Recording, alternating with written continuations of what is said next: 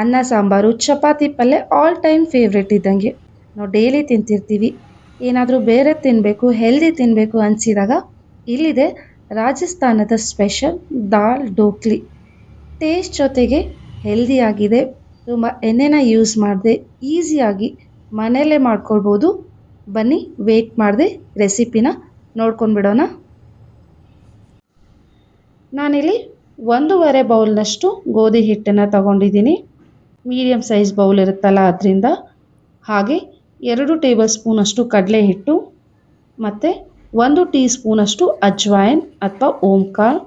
ಈ ರೀತಿ ಕೈಯಿಂದ ಉಜ್ಜಿ ಹಾಕೊಳ್ಳೋದ್ರಿಂದ ಘಮ ತುಂಬ ಚೆನ್ನಾಗಿ ಬರುತ್ತೆ.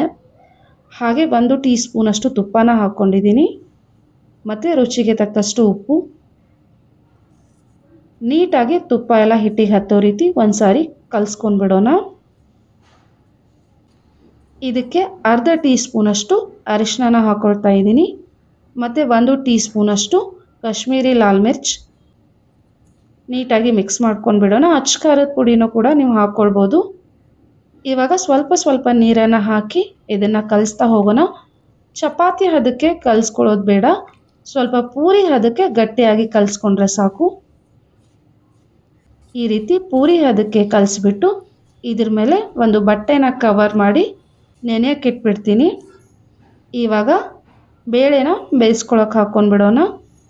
ಒಂದು ಕುಕ್ಕರ್ಗೆ ನಾನು 1 ಬೌಲ್ನಷ್ಟು ತೊಗರಿಬೇಳೆನ ಹಾಕ್ಕೊಳ್ತಾ ಇದ್ದೀನಿ. ನೀಟಾಗಿ ವಾಶ್ ಮಾಡ್ಕೊಂಡ್ಬಿಡೋಣ. ಸಮಯ ಇದ್ದರೆ ನೀವು ತೊಗರಿಬೇಳೆನ 1 ಗಂಟೆ ನೆನೆಯೋಕ್ಕಿಟ್ರು ತುಂಬ ಚೆನ್ನಾಗಿರುತ್ತೆ. ಇವಾಗ ತೊಳೆದಿರೋವಂಥ ನೀರನ್ನು ಚೆಲ್ಬಿಟ್ಟು ಇದಕ್ಕೆ ಫ್ರೆಶ್ ನೀರನ್ನು ಹಾಕ್ಕೊಂಡ್ಬಿಡೋಣ. 3 ಬೌಲ್ನಷ್ಟು ನೀರನ್ನು ಹಾಕಿ ಸಿಮ್ ಫ್ಲೇಮಲ್ಲಿ 3 ವಿಸಿಲ್ ತೊಗೊಂಡ್ರೆ ಸಾಕು. ಬೇಳೆ ಎಲ್ಲ ಸಾಫ್ಟ್ ಆ್ಯಂಡ್ ನೈಸಾಗಿ ತುಂಬ ಚೆನ್ನಾಗಿ ಬೆಂದಿರಬೇಕು. ಹಾಗಾಗಿ ಸಿಮ್ ಫ್ಲೇಮಲ್ಲಿ 3 ವಿಸಿಲ್ ತೊಗೊಳ್ಳೋಣ. ವಿಸಿಲ್ ಆಗಿದೆ ನೋಡಿ, ಬೇಳೆ ಎಲ್ಲ ಸಾಫ್ಟ್ ಆ್ಯಂಡ್ ನೈಸಾಗಿ ಬೆಂದಿದೆ. ಇವಾಗ ನೀಟಾಗಿ ಕಳ್ಕೊಂಡ್ಬಿಡೋಣ. ಬೀಟರ್ ಇದ್ದರೆ ನೀವು ಹ್ಯಾಂಡ್ ಬೀಟರ್ನಿಂದ ಕೂಡ ಬೀಟ್ ಮಾಡ್ಕೊಳ್ಬೋದು. ಒಗ್ಗರಣೆಗೆ ನಾನು 3 ಟೇಬಲ್ ಸ್ಪೂನಷ್ಟು ತುಪ್ಪನ ಹಾಕ್ಕೊಂಡಿದ್ದೀನಿ. ಸಾಸಿವೆ ಹಾಗೆ ಜೀರಿಗೆನ ಹಾಕ್ಕೊಂಡ್ಬಿಡ್ತೀನಿ. ಕರಿಬೇವು 1 8 ಹೆಸರು ಹಾಗೆ 2 ಹಸಿಮೆಣಸಿನ್ಕಾಯಿನ ಕಟ್ ಮಾಡಿ ಹಾಕ್ಕೊಂಡಿದ್ದೀನಿ ಮತ್ತು 1 ಟೀ ಸ್ಪೂನಷ್ಟು ಮೆಂತ್ಯಕಾಳು, 2 ಬ್ಯಾಡಗಿ ಮೆಣಸಿನ್ಕಾಯಿ ಹಾಗೆ ಶುಂಠಿ ಬೆಳ್ಳುಳ್ಳಿನ ಹಾಕ್ಕೊಂಡಿದ್ದೀನಿ. ಬೆಳ್ಳುಳ್ಳಿನ ಹಾಗೆ ಹಾಕಿದ್ದೀನಿ, ಶುಂಠಿನ ಪೇಸ್ಟ್ ಮಾಡಿ ತೊಗೊಂಡಿರೋದು. ಅರ್ಧ ಟೀ ಸ್ಪೂನಷ್ಟು ಅರಿಶಿನ ಪುಡಿ, 1 ಟೀ ಸ್ಪೂನಷ್ಟು ಕೊತ್ತಂಬರಿ ಪುಡಿ ಮತ್ತು 2 ಟೀ ಸ್ಪೂನ್ ಕಾಶ್ಮೀರಿ ಲಾಲ್ ಮಿರ್ಚನ್ನ ಹಾಕ್ಕೊಂಡಿದ್ದೀನಿ. ಖಾರಕ್ಕೆ ಹಸಿಮೆಣಸಿನ್ಕಾಯಿನ ಹಾಕ್ಕೊಂಡಿದ್ದೆ, ಹಾಗಾಗಿ ನಾನು ಕಾಶ್ಮೀರಿ ಲಾಲ್ ಮಿರ್ಚನ್ನ ಹಾಕ್ಕೊಂಡಿದ್ದೀನಿ. ಖಾರ ಸ್ವಲ್ಪ ಜಾಸ್ತಿ ತಿಂತಿದ್ರೆ ನೀವು ಅಚ್ಚ ಖಾರದ ಪುಡಿನ ಕೂಡ ಹಾಕ್ಕೊಳ್ಬೋದು. ಹಾಗೆ ಅರ್ಧ ಟೀ ಸ್ಪೂನಷ್ಟು ಹಿಂಗು ಮತ್ತು 1 ಮೀಡಿಯಮ್ ಸೈಜ್ ಟೊಮೆಟೊನ ಕಟ್ ಮಾಡಿ ಹಾಕ್ಕೊಂಡಿದ್ದೀನಿ. ಟೊಮೆಟೊ ಎಲ್ಲ ನೈಸ್ ಆ್ಯಂಡ್ ಸಾಫ್ಟ್ ಆಗೋವರೆಗೂ ಬೇಯಿಸ್ಕೊಂಡು ಬಿಡೋಣ. ಇವಾಗ ಇದಕ್ಕೆ ನಾನು 2 ಟೇಬಲ್ ಸ್ಪೂನಷ್ಟು ಹುಣಸೆ ಹಣ್ಣಿನ ರಸನ ಹಾಕ್ಕೊಳ್ತಾ ಇದ್ದೀನಿ. ಹಾಗೆ ಅದಕ್ಕೆ ಸಮನಾಗಿ ಬೆಲ್ಲನ ಕೂಡ ಹಾಕ್ಕೊಂಡಿದ್ದೀನಿ. ಸಿಹಿ ಜಾಸ್ತಿ ಬೇಡ ಅಂದರೆ ನೀವು 1 ಟೇಬಲ್ ಸ್ಪೂನ್ ಬೆಲ್ಲನ ಹಾಕ್ಕೊಳ್ಬೋದು. ಇದಕ್ಕೆ ನೀವು ಹೋಲ್ ಮಸಾಲೆ ಐಟಮ್ಸ್, ಖಡಾ ಮಸಾಲ ಅಂತಾರಲ್ಲ, ಅದನ್ನು ಕೂಡ ಹಾಕ್ಕೊಳ್ಬೋದು. ಲವಂಗ, ಚಕ್ಕೆ ಈ ರೀತಿ. ಬಟ್ ನಮಗೆ ಮಸಾಲೆ ಇರೋದು ಅಷ್ಟೊಂದು ಇಷ್ಟ ಆಗಲ್ಲ, ಹಾಗಾಗಿ ನಾನು ಮಸಾಲೆನ ಹಾಕ್ತಾಯಿಲ್ಲ. ಇವಾಗ ಮ್ಯಾಶ್ ಮಾಡಿ ಇಟ್ಟಿರುವಂತಹ ಬೇಳೆನ ಹಾಕ್ಕೊಂಡ್ಬಿಡ್ತೀನಿ. ನೀಟಾಗಿ ಮಿಕ್ಸ್ ಮಾಡ್ಕೊಂಡ್ಬಿಡೋಣ. ಮುಚ್ಚಳ ಮುಚ್ಚಿ ಸ್ವಲ್ಪ ಹೊತ್ತು ಬೇಯಿಸೋಕ್ಕೆ ಇಟ್ಕೊಂಡ್ಬಿಡೋಣ. ಅಲ್ಲಿವರೆಗೂ ನಾವು ಢೋಕ್ಲಿಗೆ ರೆಡಿ ಮಾಡ್ಕೊಳ್ಳೋಣ. ಆಲ್ರೆಡಿ ಹಿಟ್ಟನ್ನು ನಾವು ನಾದಿಟ್ಟಿದ್ವಿ, ಹಿಟ್ಟು ಚೆನ್ನಾಗಿ ನೆಂದಿದೆ. ಇವಾಗ ಇದರಿಂದ ಒಂದೊಂದು ಉಂಡೆನ ತೊಗೊಂಡ್ಬಿಟ್ಟು ಚಪಾತಿ ಥರ ಲಟ್ಸ್ಕೊಂಡ್ಬಿಡೋಣ.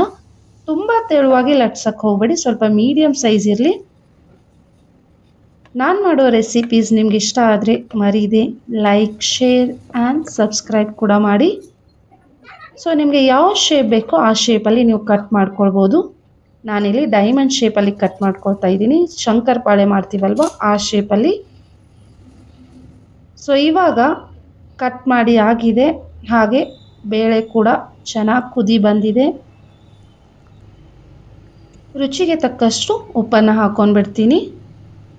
ಹಾಗೆ ಕಟ್ ಮಾಡಿಟ್ಕೊಂಡಿರುವಂತಹ ಚಪಾತಿ ಅಥವಾ ಢೋಕ್ಲಿನ ಇದ್ರೊಳಗಡೆ ಹಾಕ್ಕೊಂಡ್ಬಿಡೋಣ. ಈ ರೀತಿ ಕುದಿ ಬರುವಾಗಲೇ ನಾವು ಡೋಕ್ಲಿನ ಹಾಕ್ಕೊಂಡ್ಬಿಡ್ಬೇಕು.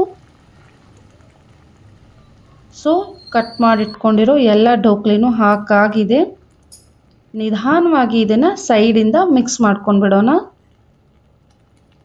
ಈ ರೀತಿ ನಿಧಾನವಾಗಿ ಮಿಕ್ಸ್ ಮಾಡ್ಕೊಳ್ಳಿ. ತುಂಬ ಎಣ್ಣೆನ ಯೂಸ್ ಮಾಡಿಲ್ಲ. ತುಂಬ ಹೆಲ್ದಿಯಾಗಿರುವಂಥ ಒಂದು ರೆಸಿಪಿ ಇದು. ಇದಕ್ಕೆ ಚಿಕ್ಕದಾಗಿ ಕಟ್ ಮಾಡಿಟ್ಕೊಂಡಿರೋ ಕೊತ್ತಂಬರಿ ಸೊಪ್ಪನ್ನು ಹಾಕಿ ಮುಚ್ಚಳ ಮುಚ್ಚಿ ಒಂದು 5 ನಿಮಿಷ ಬೇಯಿಸ್ಕೊಂಡ್ಬಿಟ್ರೆ ಸಾಕು. ಸೊ 5 ನಿಮಿಷ ಆಗಿದೆ. ಆ್ಯಂಡ್ ಬಿಸಿ ಬಿಸಿ ಆಗಿರುವಂತಹ ದಾಲ್ ಢೋಕ್ಲಿ ರೆಡಿ ಆಗಿದೆ. ಸ್ವಲ್ಪ ಸೈಜಲ್ಲಿ ದಪ್ಪವಾಗಿಬಿಟ್ಟಿದೆ ಢೋಕ್ಲಿ ಎಲ್ಲ, ಚೆನ್ನಾಗಿ ಕುದ್ಬಿಟ್ಟು. ನೋಡಿದ್ರಲ್ಲ ಎಷ್ಟು ಹೆಲ್ದಿಯಾಗಿದೆ. ಬೇಳೆ ಅನ್ನ ಚಪಾತಿ ಎಲ್ಲ ಸೆಪ್ರೇಟಾಗಿ ಮಾಡ್ಕೊಳ್ಳೋದಕ್ಕಿಂತ ಈ ರೀತಿ ಒಂದ್ಸರಿ ದಾಲ್ ಢೋಕ್ಲಿನ ಟ್ರೈ ಮಾಡಿ ನೋಡಿ. ಸ್ವಲ್ಪ ಟೇಸ್ಟಿಯಾಗಿದೆ.